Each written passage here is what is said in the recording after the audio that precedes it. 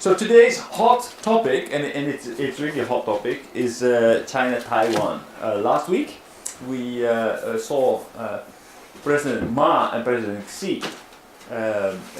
They had a historical meeting, the first meeting between Taiwan and China, or the People's Republic of China and the Democratic Republic of China. Had their last meeting since 1949, and the question is love in the air, or is something else going on? Why are they meeting, and why are they meeting now? So today we will try to look at the event, the history behind the event, and try to come to some kind of assessment. Okay, what's going on, and what does it mean? Not only for Taiwan and China, but also for other players like United States and Japan. So the question is, like the song, "Love is in the air." In a little bit of history, in 1949, and I will also take my notes.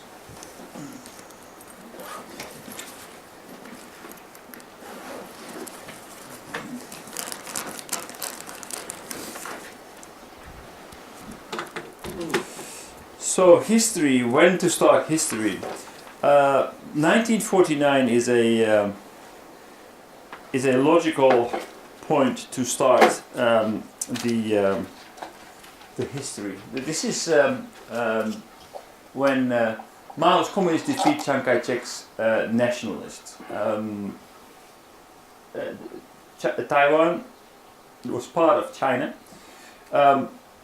and Chiang Kai-shek, together with Mao, fought the war against Japan, and together they managed to defeat Japan. But after that, Mao started a war against Chiang Kai-shek, and Chiang Kai-shek's army was exhausted, and they were defeated by the communists, and they fled to Taiwan, where Chiang Kai-shek formed the Democratic Republic of Taiwan. He ruled there as more or less a dictator. Quite a lot of human rights violations, and the democratic part only really started to come later, after Chiang Kai-shek died, and when his son took over, became more and more democratic.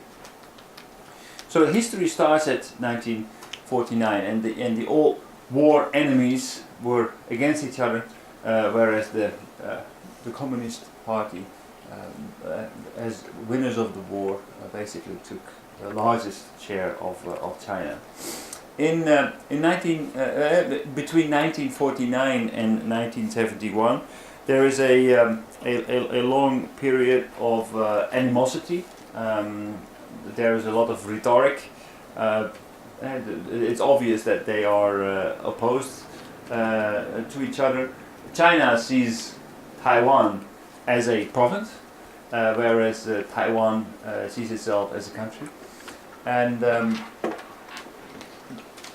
the international community sides with Taiwan. That is to say, China had a seat at the UN Security Council, and after 1949, they think, oh, it's much better to have Taiwan take that seat than to have China have that seat, because we already have the Soviet Union, and if we also put China in, give China a security seat, that is too risky. So they give the seat to Taiwan as the representative of China.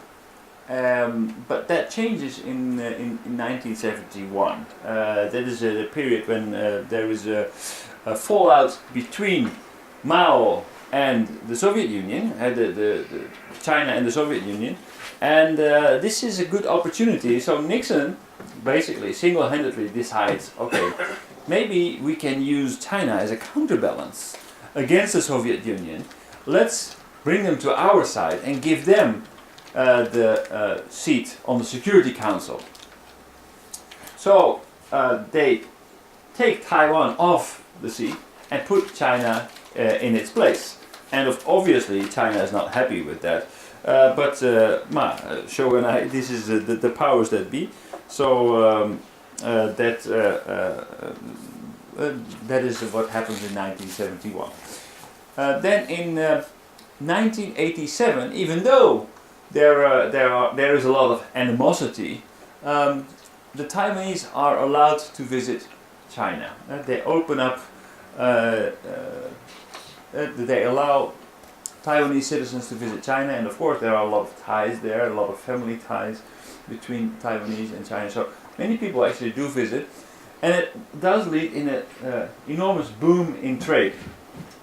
The trade in between China and Taiwan grows.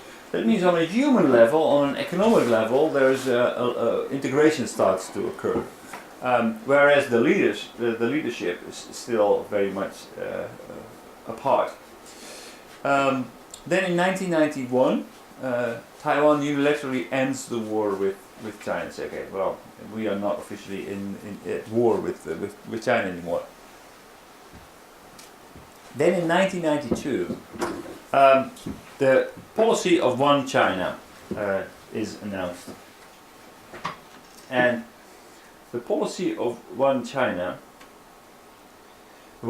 principle, is basically the result of a meeting, of several meetings of officials, not top-ranking officials, but like second-ranking officials, high-level ranking officials, who meet to see where they can find common ground. And they come up with the One China principle. And this is a very important principle also in relation to last week's meeting.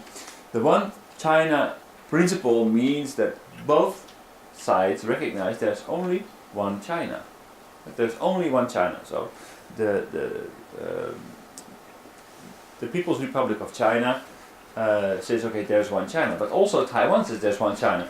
So that is common ground. The only difference that they have, that they don't agree on, well, who is the official representative of that one China.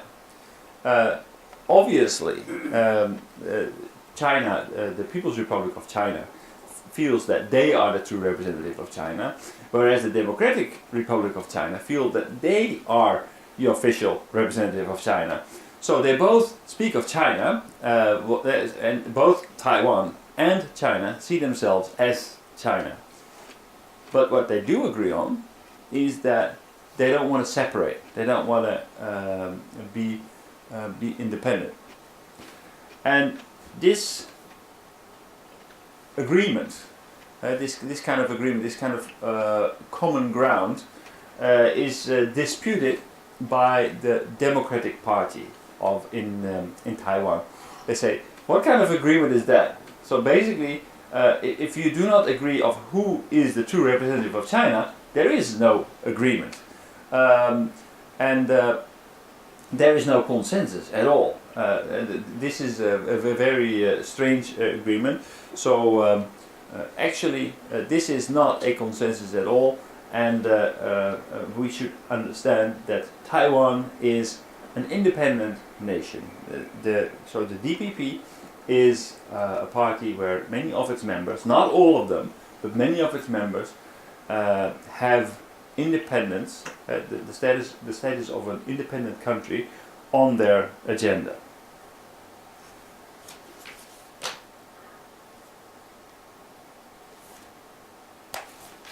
So, what does it look like in this political landscape?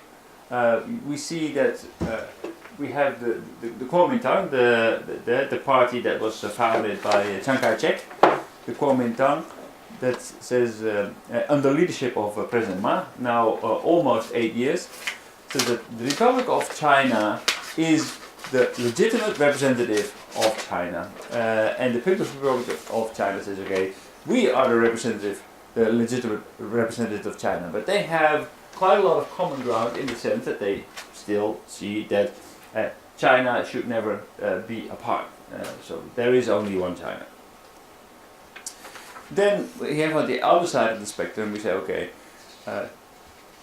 Taiwan is independent, has its own identity, has its own system, and can be an independent nation. What we see that actually the large majority of the Taiwanese feel that this kind of like agree to disagree, leave it in the air, don't want to become part of the People's Republic of China. The majority of the Taiwanese do not want that. They feel that the democracy is working for them. They feel that this kind of ambiguity is okay because they are able to maintain trade relations. They are able to pursue their economic goals. There is more or less stability. So the vast majority of the Taiwanese believe that, okay, well, as long as it's up in the air, as long as we are not making official steps to become independent or to become part of a greater China, to unite with the People's Republic of China. So as long as we just don't move, it's okay. It's okay. So this one China principle was a very important political feat. But that didn't mean that everything was actually peace and quiet between China and Taiwan, because there was still a lot of tension flaring up from now and then. Chinese test missiles were shot at Taiwan, into the Strait of Taiwan, to to deter voters. In 1996 there was an election, and they didn't want the Democratic Party with their independence agenda to become the leaders of Taiwan, and therefore as a signal to the voters of Taiwan, say, okay, be careful what you vote for, because we do not allow an independent Taiwan. You are still a province and not an independent nation. Then another step where the Chinese put things into in much clarity is in 2005.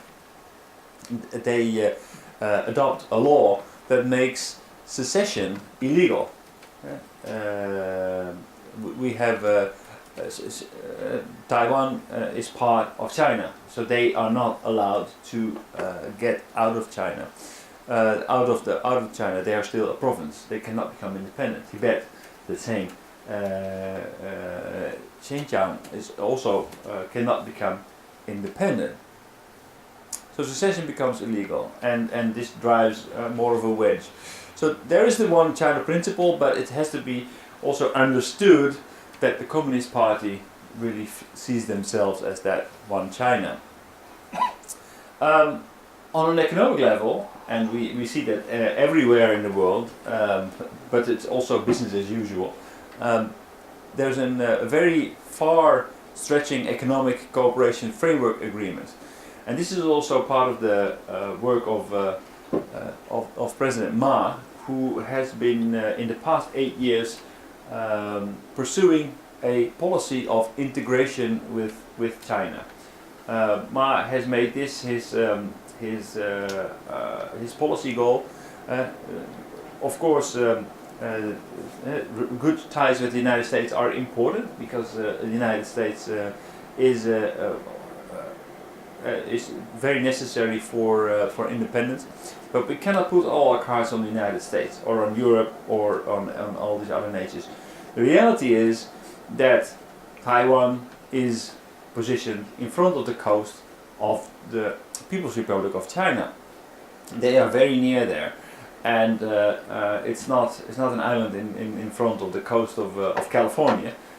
So they need to come to terms with that fact, and that's why Ma had a strong agenda to create cooperation. And this led to a economic cooperation framework agreement, which gave all kinds of preferential treatment to Taiwanese people, Taiwanese businesses to enter the Chinese market. And basically also made Taiwan a very interesting hub for outside companies, because through Taiwanese companies or in collaboration with Taiwanese companies, there would be easy access into the Chinese market. This was also actually one of the things that triggered the crisis in Ukraine, because what Ukraine, after getting the same kind of economic cooperation framework agreement with Russia, what happened is that a lot of European nations and other nations stepped in and created all kinds of connections to get preferential treatment into Russia, which made Russia very nervous, because they didn't want Ukraine to abuse that kind of economic framework to avoid restrictions that have been put there against nations that they didn't want to give those preferential treatment. So on the one hand, we see tensions, because China has not been, still wants to make very clear what they stand for. They have a lot of internal pressures and independent movements that they want to suppress, and they want to bring Taiwan back into the People's Republic of China. That is actually very important also for leaders. This is kind of a holy grail, political holy grail for the leaders in China to bring Taiwan back. It almost surpasses the reason why so much effort is being made. We saw the same thing, for example, in the Kashmir region. In Pakistan. Why are there so many political offers? Why are there so many wars being waged in the Kashmir region? It's almost illogical, or maybe it is completely illogical, that they go as far as to pursue that goal. But it's political prestige. It's like Israel. What Israel is for the United States and Kashmir is for Pakistan, that is what Taiwan is for the leaders of China. This is a kind of prestige. This is a very important objective that every leader has, and you can make your name in history if you are able to achieve that. So this is also something to take into consideration when we consider the rather sudden move that Mr. Xi made to actually engage with Mr. Ma in this year. So that is the history.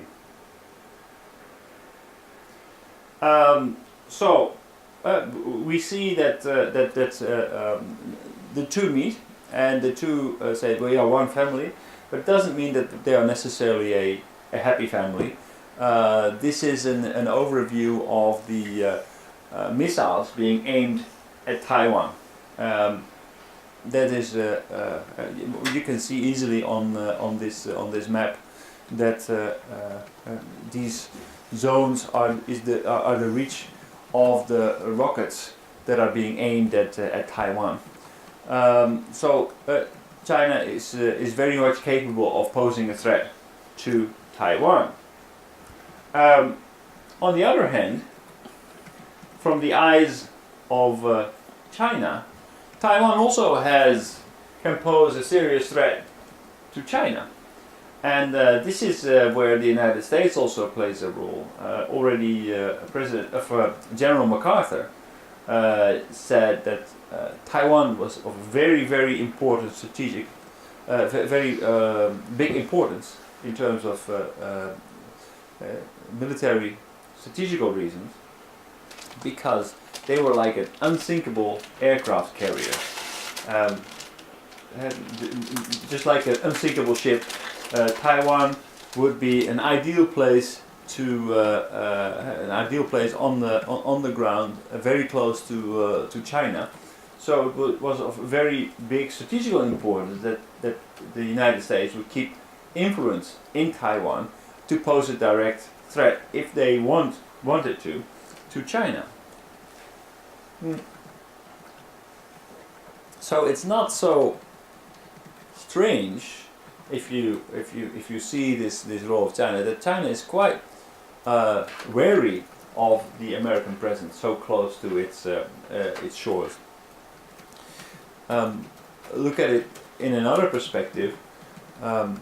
We had Cuba, and the United States was very nervous about the influence that the Soviet Union had in Cuba, because it could pose a direct. It was also like an unsinkable aircraft carrier in front of the coast of the United States, and that was an unacceptable threat for the United States. But this is a kind of like atarimai. So this is our national interest. Therefore, it is logical that we pursue it. From a military perspective, there is absolutely no relaxation, no détente whatsoever. Then there's another dimension that is important, and one that we need to take into consideration, and those are the elections. The elections will take place in January, and the DPP, the Democratic Party, the Democratic Progressive Party, I should say, of Taiwan, is leading in the polls, and leading in the polls by far. The public support rate of President Ma at this moment stands at less than 20%. So less than 1 in every 5 people supports Ma. That doesn't automatically mean that they support Tsai, but it is almost a given that she will win the elections. So she's very much ahead in the polls. And why do they do so well? One of the reasons is that Taiwan is not doing very well, economically speaking, or at least they are not doing as well as they did. Still, their growth rate is significant, but they have problems with unemployment. And a lot of people feel that the Kuomintang, President Ma, has been way too lenient, way too much, has given way too much. How to say that? Has given too much away to the People's Republic of China. So they were too much accommodating towards China in order to strengthen these economic ties. And therefore a lot of people feel that China is getting more influence in Taiwan, and people, the leaders are giving away Taiwan to China. Another thing that people are afraid of is that the Kuomintang in itself only became Taiwan really became a democracy around 1996. In the period before that, it was very oppressive. There were a lot of dissidents, people. There was a lot of human rights violations. And this was actually put upon the native Taiwanese people, the people who had been living there before 1949. They felt nothing much good came from the mainland Chinese people. The people that came to China were still a minority. The mainland from mainland China. The majority, the indigenous Taiwanese people, felt repressed, felt that mainland China had put the people from mainland China had put them in a bad situation, and now after the Kuomintang has given up, brought the democracy, they see that this new influx, the new influence of China, could revive old times. So there is a lot of distrust among the Taiwanese people regarding mainland China.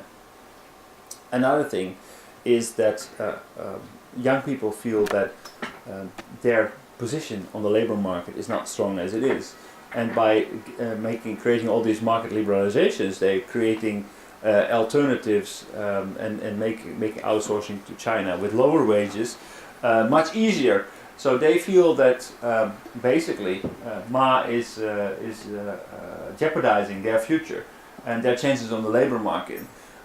So there are a lot of protests against this détente, against this relaxation versus China, and this has led to the DPP to be far ahead in the polls. So it's history, it's economics that actually make the DPP lead. Tsai actually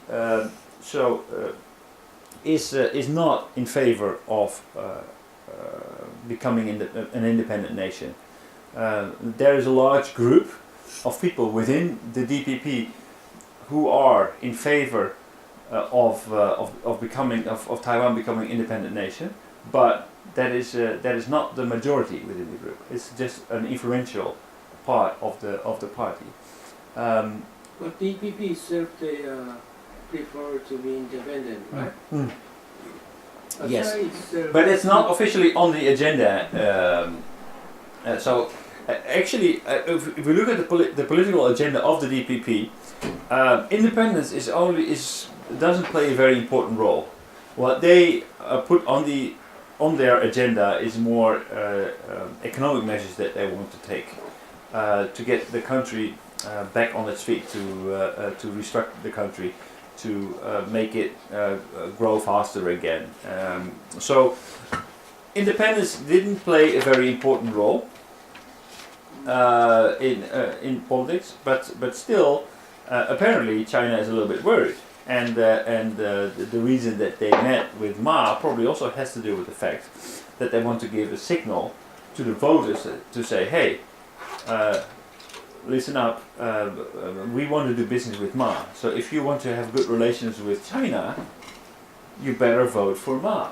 But I don't know if any top meeting would be enough to change the emotion of the voters, because actually if you have less than 20% of support 2 months before the election, there's a very small chance that you will be able to change that, even though you have a meeting with Xi. Actually, Ma was very heavily criticized in Taiwan for having this meeting.